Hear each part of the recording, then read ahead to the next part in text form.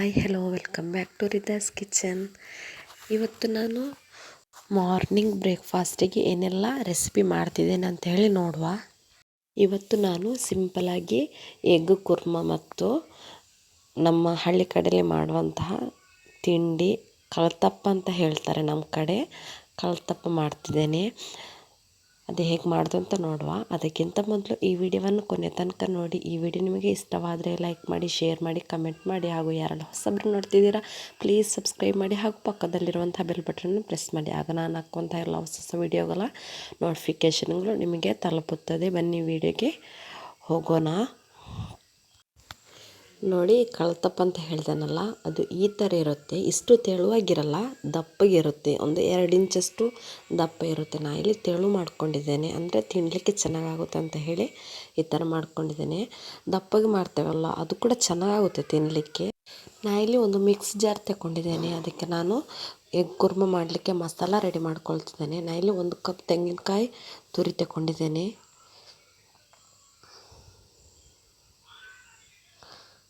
ನಂತರ ನಾನು ಅದಕ್ಕೆ 2 ಕಾಯಿ ಮೆಣಸು ಹಾಕ್ತಿದ್ದೇನೆ, ಮತ್ತು ಸ್ವಲ್ಪ ಶುಂಠಿ,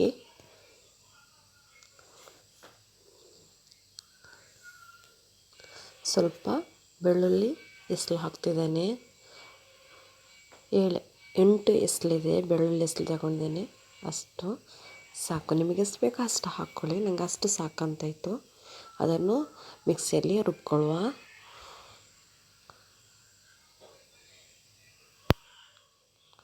ನೋಡಿ, ಈ ಥರ ಪೇಸ್ಟ್ ಆಗಬೇಕು. ಈಗ ನಾವು ಎಗ್ ಕುರ್ಮ ಹೇಗೆ ಮಾಡೋದಂತ ನೋಡುವ ಬನ್ನಿ. ನಾನು ಇಲ್ಲಿ ಒಂದು ಪಾತ್ರೆ ತಗೊಂಡಿದ್ದೇನೆ. ಅದಕ್ಕೆ ನಾನು ಒಂದು 2 ಸ್ಪೂನಷ್ಟು ಸನ್ಫ್ಲವರ್ ಆಯಿಲ್ ಹಾಕ್ತಿದ್ದೇನೆ. ಅದಕ್ಕೆ ನಾನು 1 ಟೊಮೆಟೊ ಮತ್ತು 1 ದೊಡ್ಡ ಈರುಳ್ಳಿಯನ್ನು ಕಟ್ ಮಾಡ್ಕೊಂಡಿನಿ. ಈ ಥರ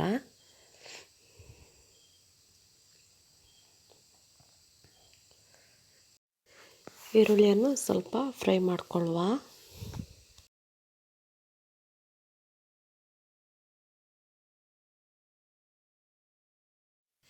ಇಷ್ಟು ಫ್ರೈ ಆದ ನಂತರ ಅದಕ್ಕೆ ನಾನು ಟೊಮೆಟೊ ಹಾಕ್ತಿದ್ದೇನೆ.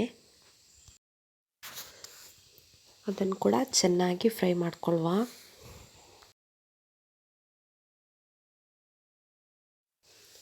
ಇಷ್ಟು ಫ್ರೈ ಆದ ನಂತರ ಅದಕ್ಕೆ ನಾನು ಮಸಾಲ ಪೌಡರ್ ಹಾಕ್ತಿದ್ದೇನೆ. ನಾನು ಇಲ್ಲಿ 1/2 spoon garam masala powder ಹಾಕ್ತಿದ್ದೇನೆ, 1/2 spoon ಅರಿಶಿನ ಪೌಡರ್ ಹಾಕ್ತಿದ್ದೇನೆ, ಮತ್ತು 1-2 ಸ್ಪೂನಷ್ಟು ಎಗ್ ಮಸಾಲ ಪೌಡರ್ ಹಾಕ್ತಿದ್ದೇನೆ.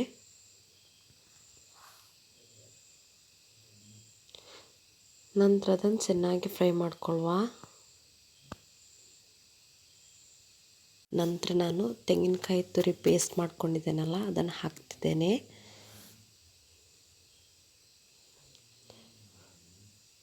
ಅದೇ ಮಿಕ್ಸ್ ಜಾರಿಗೆ ನಾನು ಸ್ವಲ್ಪ ನೀರನ್ನು ಹಾಕಿ, ಆ ನೀರನ್ನು ಕೂಡ ಇದೇ ಮಸಾಲಕ್ಕೆ ಹಾಕ್ತಿದ್ದೇನೆ. ಜಾಸ್ತಿ ತೆಳು ಆಗಬಾರ್ದು. ನೋಡಿ, ಈ ಹದಕ್ಕೆ ಇರಬೇಕು ಕುರ್ಮ. ನೋಡಿ, ಈ ಥರ ಕುದೀತಾ ಇದೆ. ಈಗ ನಾನು ರುಚಿಗೆ ತಕ್ಕಷ್ಟು ಉಪ್ಪನ್ನು ಹಾಕ್ತಿದ್ದೇನೆ. ಚೆನ್ನಾಗಿ ಮಿಕ್ಸ್ ಮಾಡ್ಕೊಳ್ಳುವ. ಜಾಸ್ತಿ ಕುದಿಬಾರ್ದು, ಸ್ವಲ್ಪ ಕುದಿ ಬಂದರೆ ಸಾಕು.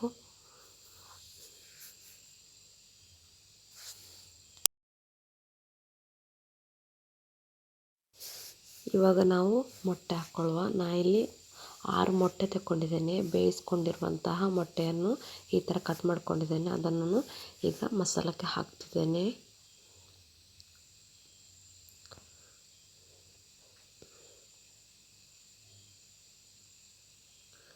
ಕೂಡ ಸ್ವಲ್ಪ ಮಿಕ್ಸ್ ಮಾಡ್ಕೊಳ್ಳುವ, ಜಾಸ್ತಿ ಬೇಡ.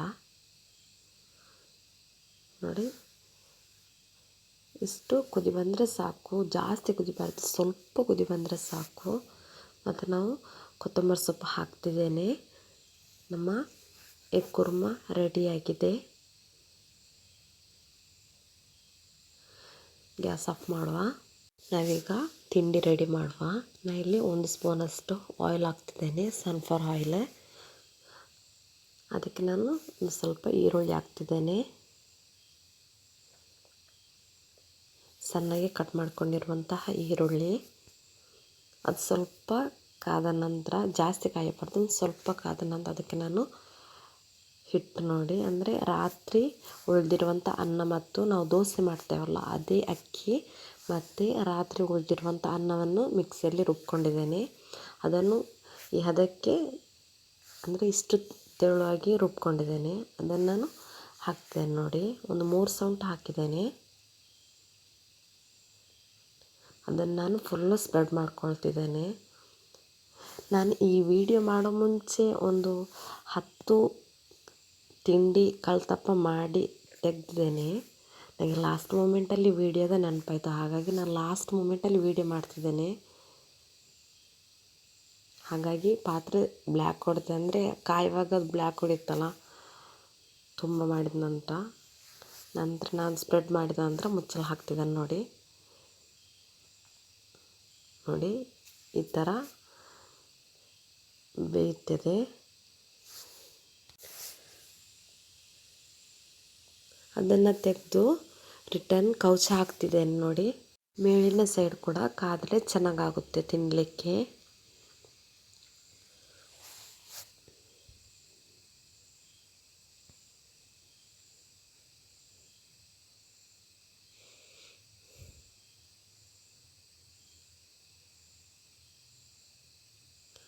ನೋಡಿ ಈ ಥರ ಇರುತ್ತೆ. ಇದನ್ನು ನಾನು ಕಟ್ ಮಾಡ್ಕೊಂಡಿದ್ದೇನೆ. ನಾನು ಕಲ್ತಪ್ಪವನ್ನು ಈ ಥರ ಕಟ್ ಮಾಡ್ಕೊಂಡಿದ್ದೇನೆ, ಸಣ್ಣ ಸಣ್ಣ ಕಟ್ ಮಾಡ್ಕೊಂಡಿದ್ದೇನೆ. ಅದನ್ನು ನಾನು ಎಗ್ ಕುರ್ಮ ಜೊತೆ ತಿಂತಿದ್ದೇನೆ. ಸಖತ್ತಾಗಿರುತ್ತೆ ಟೇಸ್ಟು, ತುಂಬ ಚೆನ್ನಾಗಾಗುತ್ತೆ. ನೀವು ಕೂಡ ಈ ಥರವೇ ಮನೆಯಲ್ಲೇ ಟ್ರೈ ಮಾಡಿ ನೋಡಿ, ನಿಮಗೆ ಕೂಡ ಖಂಡಿತ ಇಷ್ಟವಾಗುತ್ತೆ. Thank you for watching. Bye bye.